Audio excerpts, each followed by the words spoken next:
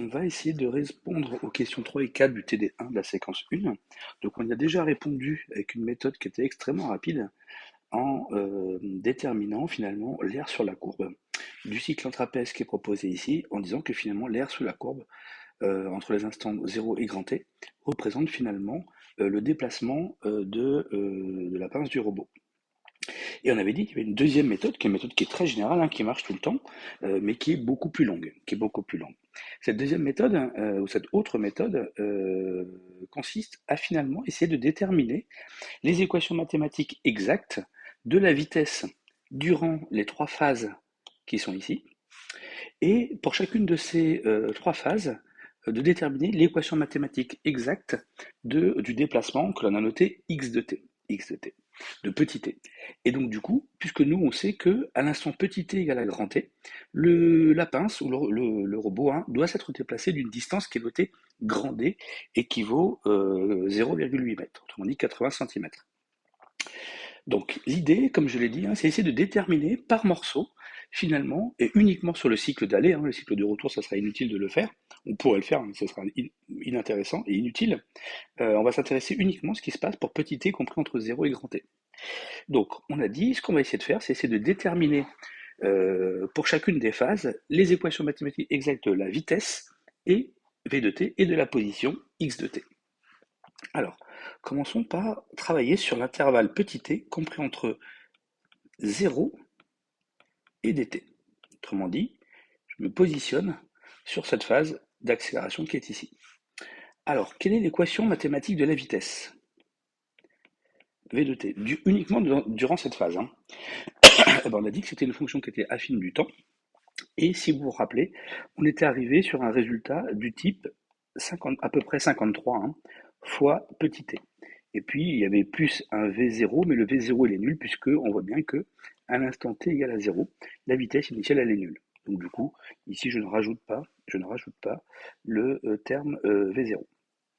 Connaissant la vitesse, V de t, je sais que je suis capable d'en déduire la position, puisque la position n'est rien d'autre que la primitive de la vitesse. Autrement dit, le déplacement x de t, durant la phase de petit t comme entre 0 et dt, il vaut quoi? C'est la primitive de 53t, donc ça va faire 1 demi de 53 fois petit t carré, plus un x0. Et ici, nous, on suppose que le déplacement, quand le robot est positionné au-dessus, au niveau d'un flacon qui est conforme, on considère que ce déplacement initial, il est nul. Raison pour laquelle je ne mets pas le x0. Bon, voilà, ça y est, on vient de faire la première phase. Alors, c'est la plus facile de toutes. Hein. Maintenant, on va s'intéresser à la deuxième phase. Hop. Ici, je vais mettre ça en... zut, pas ça que je voulais faire. Ici, ça, style, on va mettre ça en pointillé. La deuxième phase, c'est celle qui a lieu pour petit t compris entre dt et grand t moins dt. Donc ici, on précise, donc pour petit t compris entre l'instant dt et l'instant grand t moins dt. Alors, on rappelle, un grand T, finalement, c'est la durée que met le robot pour passer du convoyeur du tapis vers les cartons, et c'est le même temps hein, qu'il met pour aller des cartons vers le tapis, puisqu'on a le même cycle de vitesse. Alors, on fait le même principe. Que vaut la vitesse v de t sur cet intervalle? Ici, c'est une évidence, hein, puisque cette vitesse, elle est parfaitement constante. C'est une équation extrêmement facile. Et cette valeur, elle vaut à peu près 3,2 mètres par seconde. Donc ici, la vitesse, elle vaut 3,2 mètres par seconde. Du coup, la position, que vaut-elle? X de t. Elle vaut la primitive de la vitesse, donc c'est-à-dire 3,2 fois petit t, ici, plus une constante. Une constante. Du coup, cette constante, par contre, elle n'est pas nulle, hein, parce que c'est la valeur, cette constante, elle n'est pas nulle, puisque cette constante, c'est la valeur du déplacement qu'il y a, ou c'est l'image de la valeur du déplacement qu'il y a à l'instant petit t égale à dt. Donc, ce qu'on va devoir faire ici, c'est déterminer cette constante. Alors, or, on sait que la position, c'est une fonction qui est continue. Ça veut dire quoi? Ça veut dire que à l'instant x égale à dt, la position x à l'instant dt au début de la phase numéro 2, c'est exactement la même valeur que le déplacement qu'il y a à la fin de la phase d'accélération. Autrement dit, on va écrire en petit t égale dt, le déplacement x en t égale à dt, il vaut quoi? Par rapport à la première phase, il vaut 1 demi de 53 fois dt carré. Cette équation-là, venant d'où? Venant de la valeur de la position à la fin de la phase numéro 1, ici. Donc j'ai juste remplacé petit t par dt. Et donc du coup, cette position, elle doit être exactement la même au début de la seconde phase. Autrement dit, la phase que l'on est en train d'étudier qui est ici. Donc ici, ça vaut quoi? Ça vaut quoi? On a dit, par cette équation, ça vaut 3,2 fois dt plus ma fameuse constante. Et tout ceci doit être égal à 1 demi de 53 fois dt carré, puisque encore une fois, il y a la continuité du déplacement en x égale dt. Conséquence de ceci, maintenant, ma fameuse constante qui était ici, que je ne connaissais pas, je suis capable de la déterminer. Cette constante, que vaut-elle? Et bien du coup, elle vaut moins 3,2 dt plus 53 demi de dt carré. Donc là, ça veut dire que maintenant, je connais parfaitement l'équation mathématique de x de t pendant la phase de petit t compris entre dt et grand t moins dt. Donc x de t, il vaut quoi? On avait dit 3,2t plus ma fameuse constante, donc moins, donc plus, alors je le mets dans ce sens-là, hein. Alors non, je ne vais pas le mettre dans ce sens-là, hop, voilà, moins, donc 3,2 dt plus 53 demi de dt carré. Alors ce que je vais faire, c'est que je vais entourer les résultats des positions et des vitesses pour chacune des phases.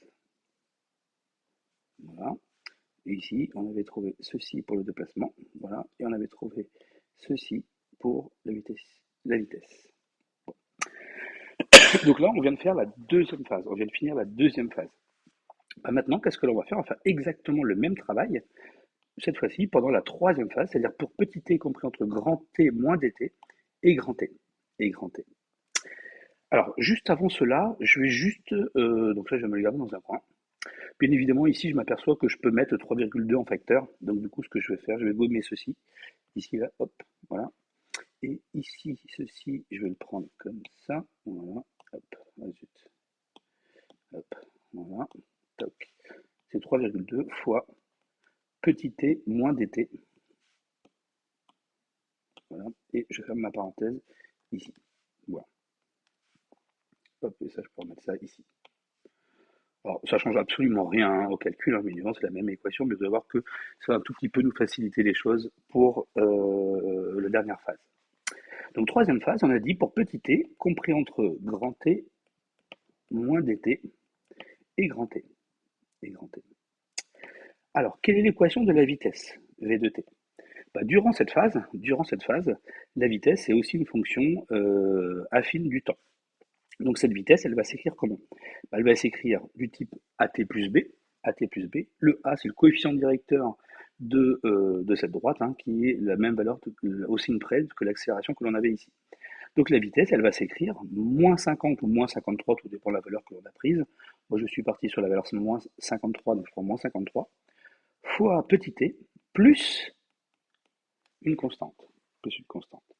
Alors, petite remarque, hein, je l'appelle constante, je note CSTE, c'est pas du tout la même constante que celle qui est ici, hein. Je la note de la même façon, mais on sait ce qu'on est en train de faire, donc du coup, on fait quand même attention. Du coup, pour déterminer, il me faut l'équation mathématique exacte de V de t, je ne peux pas trimballer ma constante toute seule qui est ici. Du coup, on va dire, en petit t égale grand T moins dt, la vitesse V de t, elle vaut 3,2 mètres par seconde. Conclusion, V en t égale grand T moins dt, ici. Ma vitesse, elle vaut combien? On a dit donc 3,2. Voilà. Et ça, c'est égal à moins 53 t plus la constante. Alors, du coup, pardon, hop, voilà. Moins 53 t, hop, le petit t qui est ici. Et ce t, j'ai dit, je me suis placé en grand T moins dt, plus ma fameuse constante. Du coup, je m'aperçois que quoi? Que finalement, ma constante, du coup, je peux en déduire ma constante. Ma constante, elle vaut quoi? Elle vaut 3,2 plus 53, facteur de grand T moins dt, ici. Donc ça, c'est ma valeur de la constante. C'est ma valeur de constante. Donc du coup, je peux en déduire que maintenant ma vitesse, je connais son équation mathématique exacte. J'ai été capable de déterminer cette constante, c'est-à-dire moins 53 t plus 53 facteur de grand T moins dt, le tout plus 3,2. Alors cette équation, je vais l'écrire très légèrement différemment. Je vais dire que c'est moins 53 en facteur de petit t moins grand T moins dt. Le tout plus 3,2. Donc finalement, mon équation mathématique exacte de la vitesse pendant cette troisième phase, elle s'écrit comme ceci. Comme ceci. Alors, petite parenthèse, finalement, cette équation, en fait, j'aurais quasiment pu la déterminer sans avoir à écrire tout ceci. Le moins 53, c'est une évidence puisqu'on sait que c'est le coefficient directeur. Et finalement, le petit t moins grand t moins dt, en fait, ça, c'est comme si on avait fait un changement d'origine ou un changement de repère. Finalement, c'est comme si j'avais posé un petit t', donc cette quantité-là, c'est comme si je l'avais noté petit t', et le t', en fait, c'était un t' égal à 0. Si j'avais fait un changement de repère, c'est-à-dire que je m'étais positionné un nouveau repère, ici, hop, comme ceci. Il a le même axe des abscisses, par contre, l'axe des ordonnées, ici, j'aurais gradué en t', et le t' égal à 0 était ici. Et donc, je voyais bien que, du coup, le t' égal à 0, c'est lorsque petit t égale grand T moins dt. Donc, c'est du petit t moins, entre parenthèses, grand T moins dt. Et la valeur de l'ordonnée à l'origine en t', pardon, je ne sais pas pourquoi j'ai pris la gomme, en t', et notamment en t' égal à 0, l'ordonnée à l'origine, c'était 3,2. Donc du coup, je vois que j'aurais été capable très rapidement, sans avoir besoin d'écrire tout ceci, j'aurais quasiment pu directement écrire cette équation-là. Voilà. Donc ça permet de gagner très légèrement du temps, mais c'est pas non plus un gain de temps exceptionnel. Maintenant que je connais la vitesse, eh ben, je suis capable d'en déterminer la position. La position. X de t, toujours dans le cadre où, pour petit t, compris entre grand T moins dt et grand T. Bah, pour trouver la position, il suffit que je fasse la primitive de ceci. Ça va donner quoi? Donc, ça va donner moins 53, demi, facteur de petit t moins, entre parenthèses, grand T moins dt, et tout ceci au carré, puisque comme si je fais la primitive de t, plus 3,2 petit t, plus une constante, une nouvelle constante que je note toujours CSTE. Donc, si je veux trouver l'équation mathématique exacte de x de t dans cette phase, il faut que je sois capable de déterminer cette constante. Comment va-t-on faire? Comme on l'a fait entre la phase 1 et la phase 2, pour déterminer la constante dans la phase 2, on a dit la position à la fin de la phase 1, c'était la valeur de la position au début de la phase 2. Et bien ici, qu'est-ce qu'on va faire? On va dire la position au début de la phase 3, c'est la même position qu'à la fin de la phase numéro 2. Donc du coup, on va dire en petit t égale dt, un petit t égale grand T moins dt, ici, ma position, x en t égale grand T moins dt, elle vaut quoi? C'est la position en fin de la phase 2. Et la position en fin de la phase 2, c'était la quantité qui était ici. Donc du coup, je vais reprendre cette quantité, copier, je vais me la mettre ici, voilà.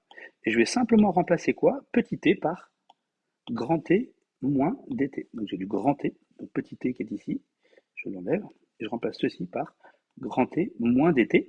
Et puisque c'est moins dt, du coup j'ai moins 2 dt. J'ai moins 2 dt. Voilà. Donc ça, c'est la valeur de la position à la fin de la phase 2. Et comme cette position en fin de la phase 2, c'est la même que la position au début de la phase 3, donc du coup maintenant je dis en petit t égale grand T moins dt, le x de t égale grand T moins dt, et je prends l'équation de x de t pendant la phase 3 dans l'objectif de déterminer ma constante. Du coup, ça va faire quoi? Si je remplace petit t par grand T moins dt, du coup, je vais avoir du grand T moins dt moins grand T moins dt, du coup, autrement dit, tout ce terme disparaît. Et du coup, il me reste uniquement le terme 3,2 fois grand T moins dt plus la fameuse constante. Et donc, du coup, je dois avoir égalité entre ces deux quantités qui sont ici. Donc, du coup, j'ai quoi?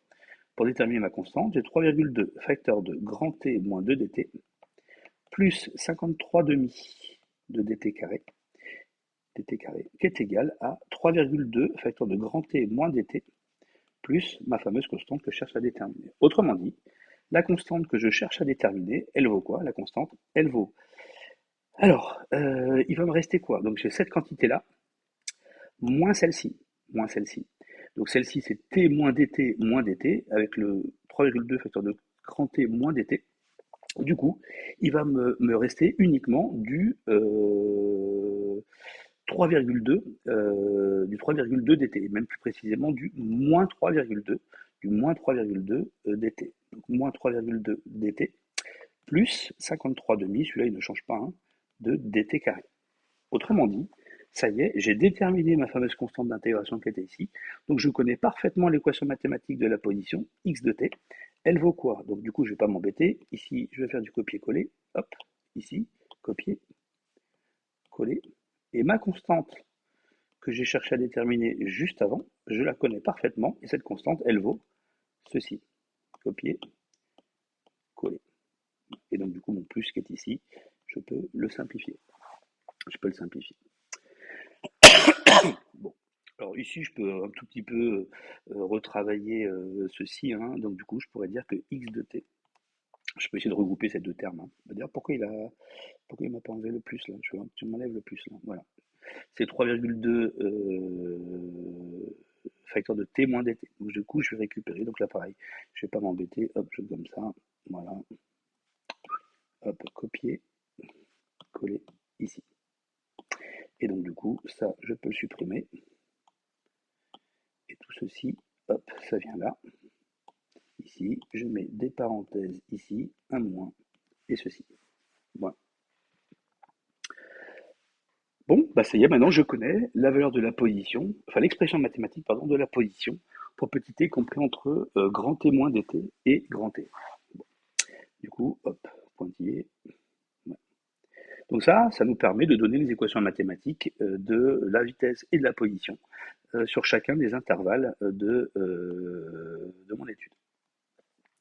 Maintenant, nous, ce qui va nous intéresser, c'est de déterminer grand T. On sait qu'en petit t égale à grand T, le déplacement doit être égal à grand D. Donc on sait que en petit t égale grand T, donc à la fin du cycle d'aller, voilà, on veut que x de petit t égale grand T soit égal à grand D. À grand D. Donc grand D, lui, est connu, et moi, ce que je cherche, c'est grand T. Du coup, la position x en petit t égale à grand T, elle vaut quoi? Bah ça, c'est l'équation. Je prends uniquement l'équation qui va dans ce domaine, hein, là où intervient grand T. Donc du coup, c'est cette expression qui est proposée ici. Donc là, pareil, je ne m'embête pas, je fais copier-coller. Et puis je vais remplacer le petit t par grand T. Du coup, je vais avoir quoi? Ben, ici, j'ai du grand T moins grand T. Du coup, c'est fini, ça disparaît. Voilà. Et j'ai moins moins dt, autrement dit dt. Hop, hop, tout ça, ça vient ici. Voilà. J'ai dit le petit t, je le remplace par grand T, puisque je le place en x égale petit t, je cherche x en petit t égale à grand T. Voilà la valeur du déplacement à l'instant petit t égale à grand T. Et donc tout ça, c'est égal à quoi? C'est égal à grand D. Alors ici, on voit que ça se simplifie bien, hein, ça se simplifie bien. Le moins 53,5 de dt carré et le 53,5 de dt carré, ils se simplifient. Et donc du coup, je m'aperçois que simplement, l'équation que vérifie grand T et le déplacement, j'ai 3,2 fois grand T moins dt qui est égal à grand D.